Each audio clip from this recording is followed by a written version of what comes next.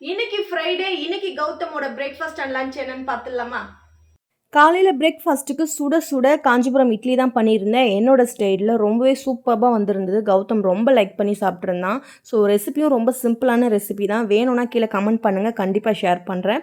காஞ்சிபுரம் இட்லிக்கு தொட்டுக்கிறதுக்கு புதினா சட்னி பண்ணியிருந்தேன். புதினா சட்னி பார்த்திங்கன்னா தண்ணியாக பண்ணல, கொஞ்சம் கட்டியாகவே அரைச்சிருந்தேன். ஸோ லஞ்சுக்கு தொட்டுக்கிறதுக்கு உருளைக்கிழங்கு நல்லா ஸ்மால் பீசஸாக கட் பண்ணி ஃப்ரை பண்ணியிருந்தேன். மெயின் டிஷ் பார்த்திங்கன்னா ரசம் சாதம். ஸோ ஒரு கோவிலில் வைக்கிற ரசம் மாதிரி இருந்தால் தான் அவன் சாப்பிடுவான். ஸோ அந்த டைப்பில் பண்ணியிருந்தேன்.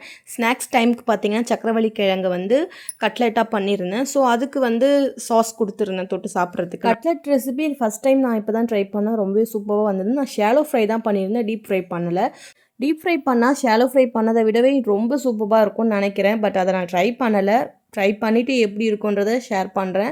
ஸோ அவ்வளோதான் ஃப்ரெண்ட்ஸ், இன்றைக்கி இவ்வளோ தான் செஞ்சுருந்தேன். இந்த வீடியோ உங்களுக்கு பிடிச்சிருந்தால் like, share, comment and subscribe பண்ணி சப்போர்ட் பண்ணுங்கள். நிறைய பேர் சப்ஸ்கிரைப் பண்ணாமலே பார்க்குறீங்க. ப்ளீஸ் சப்ஸ்கிரைப் பண்ணி குறை நிறைகளை கமெண்ட்டில் தெரிவிக்கவும். ஸோ அடுத்த வீடியோவில் மீட் பண்ணுறேன். அது வரைக்கும் டாடா, பாய்.